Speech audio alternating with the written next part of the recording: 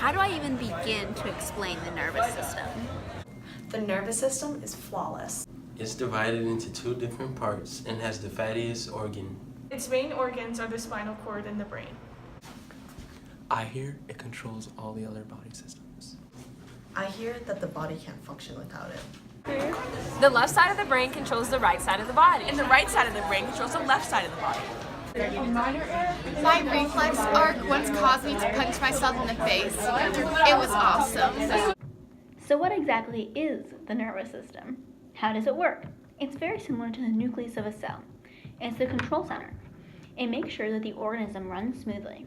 Without it, complex organisms like humans and fish wouldn't be able to function. At a cellular level, the nervous system is a collection of neurons that run throughout the body and make up the main organs: the brain, spinal cord, and nerves. These nerves transmit signals to the brain and throughout the body. But before we delve too deep into the ins and outs of this system, let's first closely examine its most basic unit, the neuron. This is a nerve cell. This part of the cell is called the axon. It's where the nucleus is housed and dendrites connect to the axon terminals of other cells. The nucleus is, as we know, the main control of the cell. This allows the cell to have an electrical flow and which moves from cell to cell. The myelin sheath and the nodes of Ranvier transmit this electrical pulse and are extremely conductive and help it to travel very fast. The axon terminals connect to the dendrites of other cells, and this way the electrical impulse travels from the axon to the axon terminal onto another cell's axon and axon terminal, making it so that electrical impulses can travel up to 200 miles per hour in the brain. These neurons fit together into tissues throughout our body, connecting to each other to send sensory information to and from our brain. Just like the wave, the information travels along the pathway to get from one destination to the other.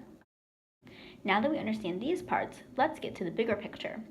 The nervous system itself functions in two divisions, the central nervous system and the peripheral nervous system. Let's take a look at each of them separately.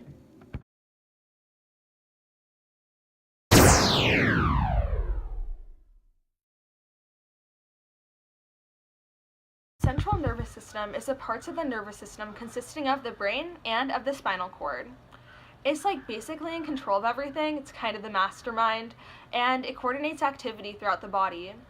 So, let's take a look at its organs. The brainstem consists of the midbrain pons and the medulla oblongata and controls the flow of messages between the brain and the rest of the body. It also controls basic body functions such as breathing, swallowing, heart rate, blood pressure, consciousness, and whether one is awake or sleeping. The temporal lobe processes sensory input and assigns it emotional meaning. It also is involved in cementing long-term memories and a small portion of language perception. The occipital lobe controls visual processing and houses the visual cortex. The parietal lobe integrates sensory information, which is where touch stimulation is ultimately sent and also helps with language processing. The frontal lobe contains the majority of dopamine-sensitive neurons, which are involved in attention, reward, short-term memory, and planning. This is the spine. This is the cervical region of the spine, which is found around the neck region. The thoracic area of the spine is found in the upper back. The lumbar region of the spine is found in the lower back. The sacrum is embedded in the pelvis in the back, so in this region. And then you have the coccyx, commonly known as the tailbone, which is a vestigial organ. It used to be where tails were connected to our bodies, but now we don't have tails, and that bone is all that remains. Common maladies associated with the spine are lower back pain, which is in the lumbar region, due to a compression of the different parts of the spine, and then also paralysis. This has to do with the spine because depending on where it gets broken, there's loss of feeling from that point down. For example, if Candace were to break her neck, she would probably be breaking it in somewhere in the cervical region and would become quadriplegic, so she wouldn't be able to use her arms or legs. However, if she broke it closer to the lumbar region or pelvic region, she would only lose feeling in her legs and become paraplegic. So how do these main organs connect? Well, the spine connects to the brain at the brainstem, which is indicated here. Through the brainstem, 31 spinal nerves connect to the brain.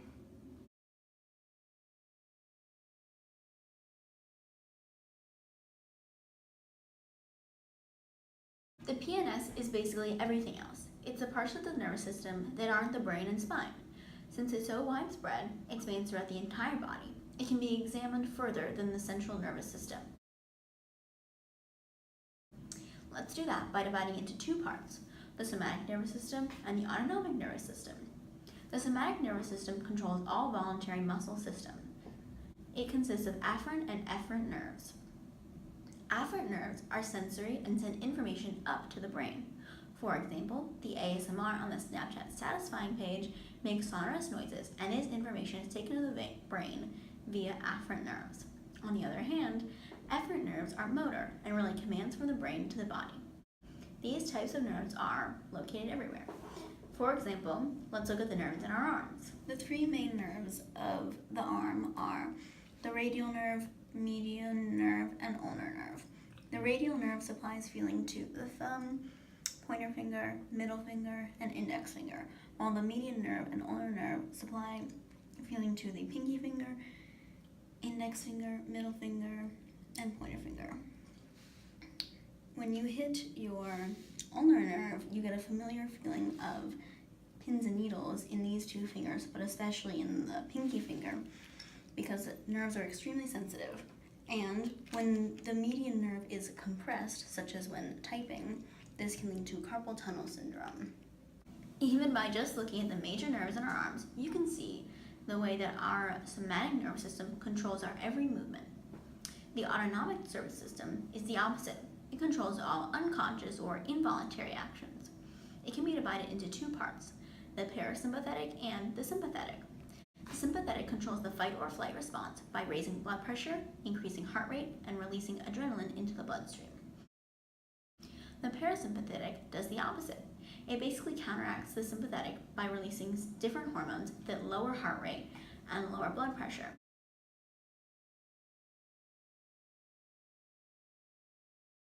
Let's go back to kindergarten as we visit our five senses. Touch, taste, smell, hear, sight, the five senses. Yes, our sensory organs come into play here. Our eyes, ears, skin, tongue, and nose all have afferent nerves.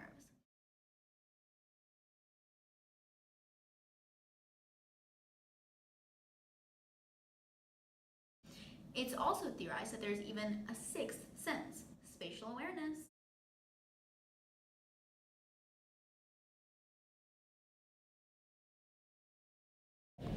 So now that we understand both the central and peripheral nervous system, we have to put them together.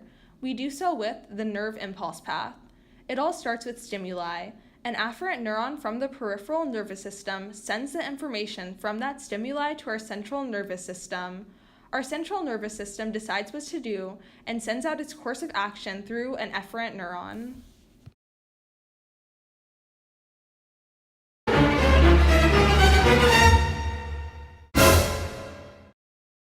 What symptoms have you been having?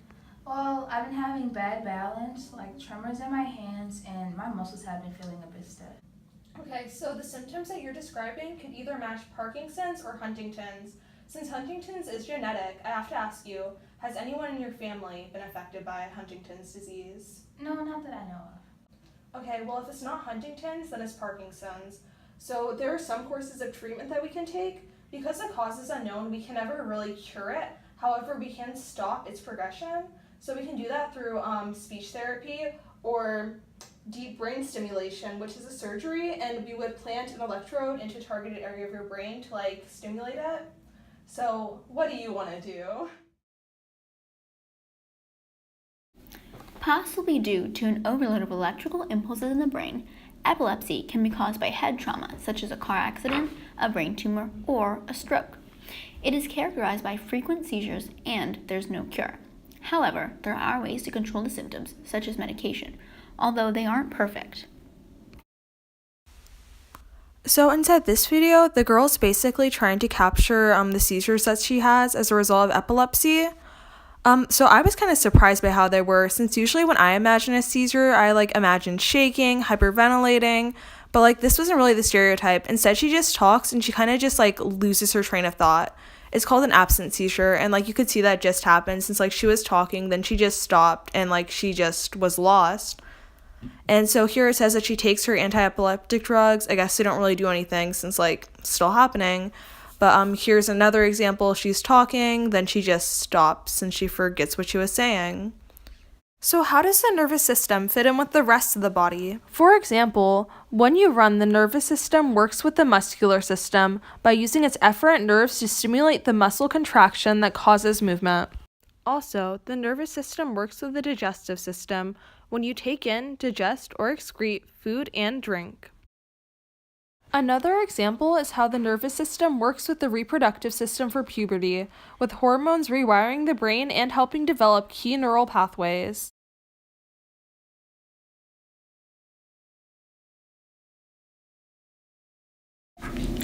Fish have a highly developed sensory system.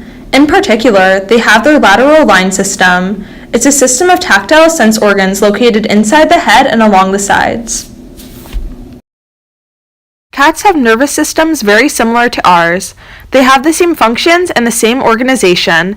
They even have the same sensory organs. However, one special feature of cats is their whiskers, which can act as sensory scanning systems.